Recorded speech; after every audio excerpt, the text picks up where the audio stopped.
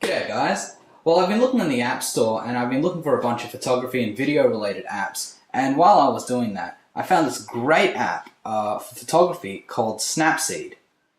So Snapseed is made by a company called Nick Software, I believe, and it was actually bought by Google. You can think of it as a competitor to Instagram, but in a sense it's almost nothing like Instagram because honestly I think Snapseed is just so much better.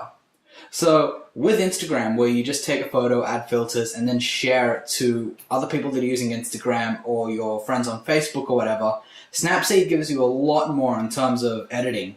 So I'm just going to play around with the sample image that they have here. It looks like a bunch of, I don't know, I guess it's like in a desert or somewhere.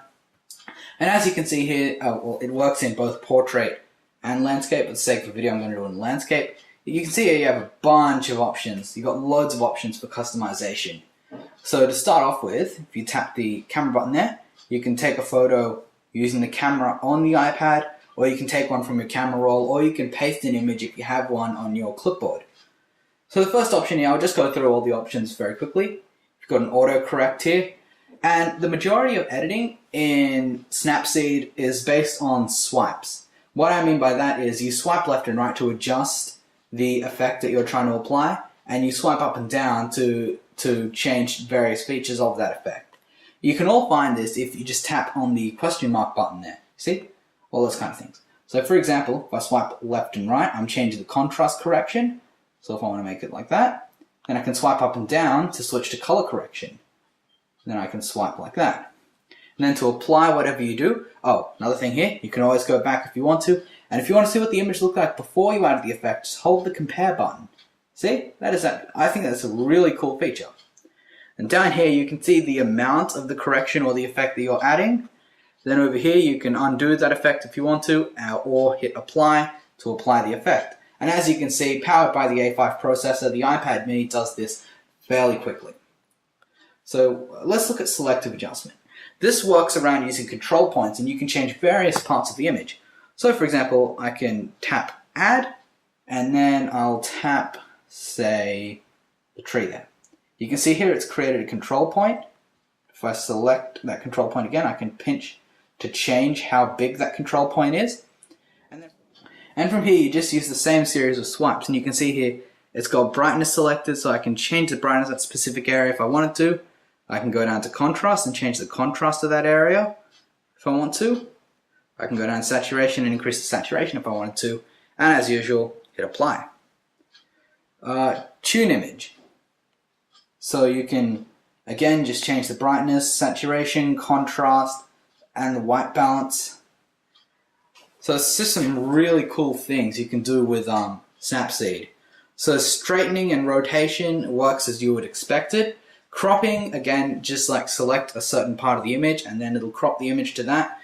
Details is kind of cool because you can, again, change sharpening and the structure of the image as well. You can see it changes a little bit. What's even better is you have a loop option down here. So if I tap on the loop, look at that. You get the loop here, and you can look at specific image, like you can look at specific parts of the image, and then change it if you want to, and see using the loop how those changes are reflected on the image overall.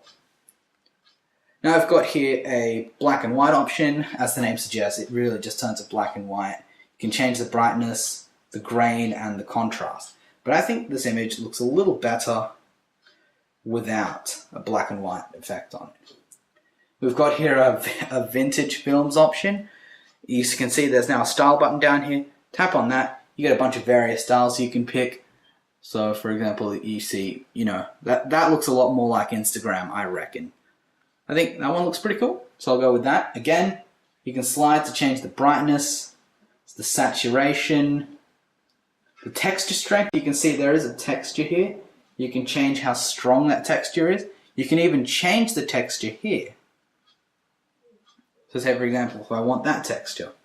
And again, you can change the center size and the style strength as well. Next here we have the drama option. And again, it just gives you more filters and stuff. Really, you can see all the different options there. Filter strength, saturation. Again, there are different styles. We head over next. Grunge. As you can see, it just gives you some really cool effects. This app does. You can even add a focusing option. So if I want to move this focus point to elsewhere, I can do that if I want to. I'm just going to leave it as it is. Tilt shift. Tilt shift is a really cool effect. Say if you're taking a picture of a street say if you have an aerial view of a street and take a picture with cars on it, you can use a tilt shift effect. It's also known as a toy camera effect, I believe, because it alters the photos such that what would seem to be like really big objects, they just look really small, and it's just an incredible effect. I don't think I'll use tilt shift on this image because I don't think it really applies, but it's a really good focusing technique and it's just great. Next up is Retrolux, and as you can see here, I guess gives you light leaks and stuff. You can change the style. Oh, there you go. See, there's something like that. Again, just swipe to change the brightness of it, change the saturation if you wanted to, the contrast, the style strength. You can even change the scratches that appear on the image, so there's more or less, and you can control the light leaks as well. So we'll tap apply on that. And last but not least, we have our frames option. From here, you just select a frame basically. There really isn't that much to it. And then when you're happy with your image as it is, you look down here and you have various options. Now the first option here is compare, and if you hold it, you'll see what the image looked like before you did any editing. So it's just really cool to have a look at what the image looked like before you decided to open up Snapseed and edit it, and what it looked like afterwards. As you can see there, I have made lots of changes to the image, and it just switches between them very quickly. It's pretty cool. So revert, as the name suggests, will undo any changes that you've made. You can tap on save to save the image to your camera roll, where you can access it in the Photos app later, or whatever app that you use. And last but not least, we have the share option here.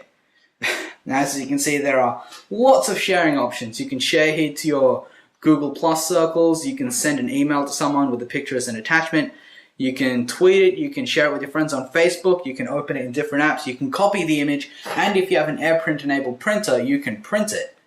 So as you can see here, Snapseed is definitely a very good app for editing images. I think the only other major difference between Snapseed and Instagram is that Instagram has its own built-in social networking feature, so you can share it to a stream, to other Instagram users that are following you. But honestly, I don't think Snapseed needs that, as you can see that it has great sharing options already. And even though it has been bought by Google, they haven't killed off the Facebook sharing option, which is really good. So yeah, I'm definitely recommending Snapseed over Instagram. Now remember, Snapseed, made by Nick Software, bought by Google obviously. They're both available on the, Snapseed is available on the App Store for free, and I highly recommend you go pick it up. Alright guys, that's it for this video. Don't forget to rate, comment, and subscribe.